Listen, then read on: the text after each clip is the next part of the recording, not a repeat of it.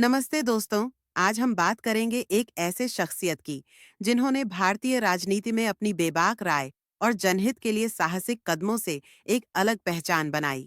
जी हाँ, हम बात कर रहे हैं पूर्व राज्यपाल सत्यपाल मलिक की, जिन्होंने 5 अगस्त 2025 को दिल्ली के राम मनोहर लोहिया अस्पताल में अपनी अंतिम सांस ली। उनके निधन ने पूरे देश में शोक की लहर दौड़ा दी है। आइए उनके जीवन, उनके योगदान और उनकी विरासत को करीब से जानते हैं। सत्यपाल मलिक का जन्म 24 जुलाई 1946 को उत्तर प्रदेश के बागपत जिले के हिसावदा गांव में एक साधारण जाट परिवार में हुआ था। 2 साल की उम्र में ही उनके पिता बुद्ध सिंह का निधन हो गया, जिसके बाद उनकी मां उन्हें हरियाणा के चरखी दादरी ले गईं। साधारण परिस्थितियों में पले बढ़े सत्यपाल मलिक ने मेरठ विश्वविद्यालय से विज्ञान में स्नातक और एलएलबी की डिग्री हासिल की। लेकिन उनकी असली यात्रा तब शुरू हुई जब 1968-69 में वे मेरठ विश्वविद्यालय के छात्र संघ अध्यक्ष बने। यहीं से उनके नेतृत्व और बेबाक बोलने की नींव पड़ी। सत्यपाल मलिक का राजनीतिक सफर 1970 के दशक में तब शुरू हुआ जब वे चौधरी चरण सिंह की भारतीय क्रांति दल से जुड़े।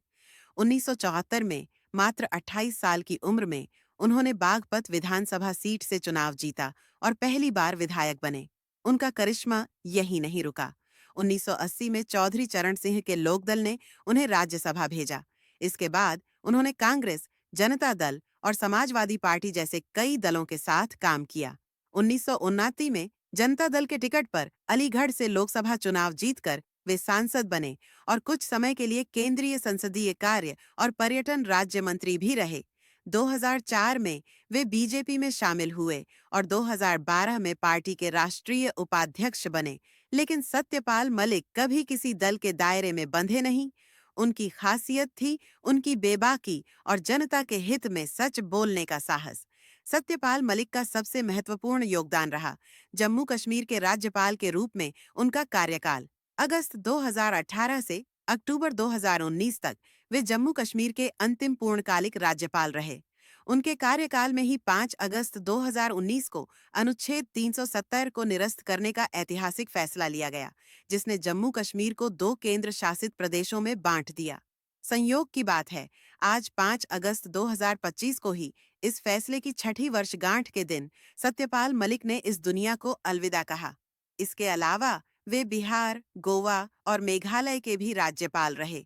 लेकिन उनका कार्यकाल सिर्फ पदों तक सीमित नहीं था। उन्होंने किरूपन बिजली परियोजना में रिश्वतखोरी का आरोप लगाकर सनसनी मचा दी थी, जब उन्होंने खुलासा किया कि उन्हें 300 करोड़ रुपए की रिश्वत की पेशकश की गई थी, जिसे उन्होंने ठुकरा दिया। सत्यपाल मलिक की असली पहचान थी उनकी निडरता। 2020 से 21 के किसान आंदोलन के दौरान उन्होंने केंद्र सरकार की नीतियों की खुलकर आलोचना की। किसानों के हक में बोलते हुए उन्होंने कहा कि सरकार को किसानों की बात सुननी चाहिए। उनकी ये बेबाकी कुछ लोगों को पसंद नहीं आई और उनके और बीजेपी के बीच तनाव बढ़ गया। इसके बावजूद मलिक ने कभी सच बोलने से पीछे नहीं हटे। उन्होंने पुलवामा हमले को लेकर भी सरकार पर सवाल उठाए, जिसमें 46 जवान शहीद हुए थे। मलिक ने दावा किया कि गृह मंत्रालय ने सीआरपीएफ को विमान देने से मना कर दिया था और उन्हें चुप रहने के लिए कहा गया था। उनकी ये बेबाकी उन्हें जनता का चहेता बनाती थी, लेकिन साथ ही विवादों में भी लाती थी। पिछले कुछ महीनों से सत्यपाल मलिक गंभीर स्वास्थ्य समस्याओं से जूझ रहे थे। जून 2025 में उन्होंने सोशल मीडिया पर बताया कि वे लंबे समय से अस्पताल में भर्ती हैं और किडनी की समस्या से पीड़ित हैं। उनकी हालत गंभीर थी और उन्होंने खुद कहा था, मैं किसी से बात करने की स्थिति में नहीं हूं। 5 अगस्त 2025 को दोपहर 1:12 बजे दिल्ली के राम मनोहर लोहिया अस्पताल में उन्होंने आखिरी सांस ली। उनके निधन की खबर ने उनके पैतृक गांव हिसावदा में शोक की लहर दौड़ा दी। उनके परिवार में उनकी पत्नी इकबाल मलिक, जो एक शिक्षिका और पर्यावरणविद हैं, और उनका बेटा देव कबीर, जो एक प्रसिद्ध ग्राफिक डिजाइनर हैं, शामिल हैं।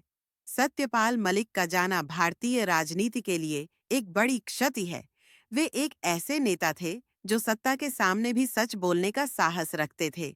चाहे किसानों के हक की बात हो, भ्रष्टाचार के खिलाफ आवाज उठाना हो या देश हित में अपनी राय रखना हो, मलिक ने हमेशा जनता को प्राथमिकता दी। अगर आपको यह वीडियो पसंद आया तो लाइक करें, शेयर करें और हमारे चैनल को सब्सक्राइब करें। सत्यपाल मलिक जैसे नेताओं की कहानियां हमें प्रेरित करती हैं। फिर मिलते हैं एक नई कहानी के साथ। नमस्ते।